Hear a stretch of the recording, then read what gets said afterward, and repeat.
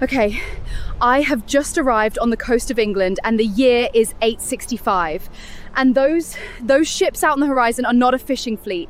That is the largest Viking force this country has ever seen, and it is heading straight for this shore. And here's the thing, nobody on this beach understands yet. This is not a raid. Vikings have hit England for 70 years. Strike, grab, sail home. But this time they are not leaving. This time they came to take the whole country.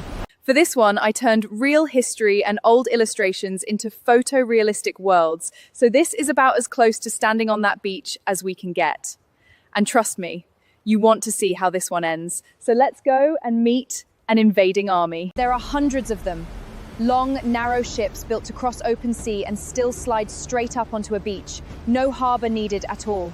They just arrive, anywhere, with no warning. And right now, every single one of them is unloading onto English sand. Outfit check, Viking edition. A woman at the camp lent me this whole thing and then watched me put it on completely wrong. Okay, be honest, how bad is it? You look like a lost sheep. A pretty one. A pretty lost sheep. Honestly, I will take it. I keep getting everything wrong here. Watch this, I just went in for a totally normal, friendly handshake. Hi, lovely to meet you. Why are you holding my hand? Right, not invented yet. I am very clearly not from here. Right, myth beast, and it's the big one, the horned helmet. Look around, not a single horn anywhere. Vikings never wore them, ever. That whole image was basically invented for an opera in the 1800s, almost 1,000 years too late to be true. Myth 2, that Vikings were filthy. Completely wrong. These are some of the best groomed people of the whole era. They bathe weekly, they carry combs absolutely everywhere, and archaeologists keep digging up their little grooming kits. Honestly, they were vain. And myth 3, Viking was never even a people. It was a job, a thing you did. To go Viking just meant to go raiding. So technically, half the people in this camp are farmers who signed up for the single worst gap year in the whole of human history. And those terrifying Bursko warriors you've heard about? Completely real. They work themselves into a frenzy before a fight. Some say with ritual, some say with certain mushrooms. The word literally means bear shirt. Imagine being so scary your actual job title is unhinged bear man. And this camp is enormous. Thousands of them, warriors, yes, but also smiths, cooks, traders, even whole families. Because an army this size doesn't just fight a country. It moves in, it settles, and then slowly and deliberately it starts to become part of it. Okay, I'm starving, so let's see what an invading army actually eats. There's flatbread, dried fish, something thick and stew-like in the pots, and a whole bowl of this pale, sour stuff called skyr. It is basically Viking yogurt, and it is everywhere I look. Let me try the sko. Okay, it tastes like yogurt that has seen some things and absolutely refuses to talk about it. Sour, thick, weirdly filling. I don't hate it. I also will not, under any circumstances, be ordering it a second time. And then there is mead. Honey wine, the famous one. A warrior just handed me a horn of it the size of my forearm.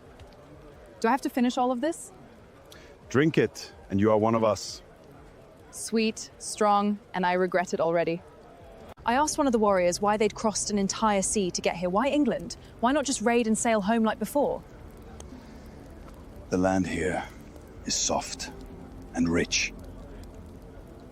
He said that like he was describing a really good cake. I met a woman running a stall who, as far as I can tell, runs half this camp. So, do the women fight too? We run everything they leave behind. Which, when the men are off raiding, is basically everything. And before the comments start, yes, shield maidens, women warriors turn up all over the sagas, and there is some real archaeology too. Exactly how common they were, historians still argue about. But women here had more power and freedom than almost anywhere else in Europe. And then, almost overnight, the whole camp packs up. The mood completely changes. They are moving inland now, north, towards the single biggest prize in this part of England, a walled city called York. And naturally, I am going with them. It got cold and wet incredibly fast, so new outfit, heavier cloak, fur lining, a bit of leather, proper traveling gear. I look slightly terrifying now, and I am genuinely not mad about it. Honestly, the overall aesthetic of this entire trip is completely unmatched. We've been walking for days now, through villages that empty up the second they see us coming. Doors barred, cooking fires put out. Because word travels faster than an army ever could, and right now the word moving ahead of us is very simple. They are coming.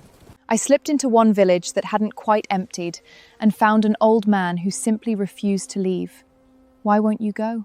This is my home. Where would I go? And I had absolutely no answer for him. And then, there it is, York, or as it is called right now, Eoforwic, the great city of the Kingdom of Northumbria. Old stone walls the Romans left behind, a king somewhere inside, and a Viking army the size of a small town settling down right outside its gates. And inside those walls, the Northumbrians aren't even united. Two different men are busy fighting each other over who gets to be king. At the precise moment, the largest invading force in their entire history turns up at the door. The timing, honestly, could not be worse. And the man leading this whole thing? They call him Ivar the Boneless. Nobody fully agrees what the name even means. Maybe a physical condition, maybe just that he was unsettlingly quick and flexible in a fight. But everyone agrees he was the coldest, cleverest strategist of the entire age. I actually got close enough to ask him one single question. Why this city, out of all of them? Because the others will hear how it falls. And that is the scariest thing anyone has said to me all trip. There's a story driving all of this too. They say their father was captured and killed by the King of Northumbria, and that this whole army crossed the sea to pay that debt back. Whether that is history or legend, every single warrior here believes it utterly, and belief like that is dangerous. And then it begins. They came at the walls on the 1st of November, 866. A holy day, chosen because they knew the city would be distracted. Hundreds of round shields locked together and move forward as one solid wall. The noise of it alone is absolutely unbelievable. The old Roman walls are strong, but there are simply far too many of them. They pour over the defenses from every side at once. There's shouting everywhere, banners going up along the ramparts, and then the great timber gates themselves finally buckle and give way. I'm inside the city now, and it is pure chaos. People running, trying to get out, trying to get their families out. Both of the men who wanted to be king are gone by the end of the day, and the Kingdom of Northumbria just over in a single afternoon. And this is the part the sagas never really dwell on. A city changing hands is not a clean thing. It is families split apart, homes emptied, an entire way of life simply ending. For the ordinary people who lived here, in one single day that not one of them ever chose. And there's nothing I can do. I know exactly what's coming. The kingdoms that fall next, the one young king who finally stops them years from now. But you can't warn people in the past. You can only stand right in the middle of it and watch it happen.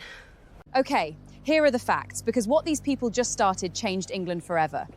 This was the Great Heathen Army, and it landed in 865. Unlike every raid that came before it, this one came to conquer. And by legend, it was led by the sons of Ragnar Lothbrok himself. The legend says their father Ragnar was captured and killed by Aelle, the king of Northumbria. So they came for revenge, and York was Aelle's own city.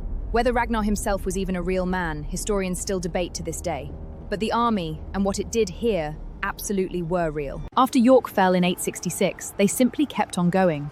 Within just a few years, 3 of the 4 great kingdoms of England had fallen. The King of East Anglia, a man named Edmund, was killed and later remembered as a saint. For a while, it truly looked like the whole of England would go under. So England ended up split in 2. The Vikings kept the north and the east, a whole region called the Danelaw, ruled by Norse law. And they didn't just take it and leave. They settled, they married in, they farmed. Half the place names in northern England are still Viking words to this very day. They're even hiding inside the way you talk right now. Sky, window, knife, they, them, all of them Norse words that walked in with this army and simply never left. The invasion that started on that cold beach is still living quietly inside the English language, more than 1,000 years later. And that's the strange thing about York. We remember the day it fell as a disaster, but out of all that chaos grew Jorvik, one of the richest cities in Europe. History rarely lets you have one without the other. Subscribe, or I'm coming back with the entire fleet. Bye, guys.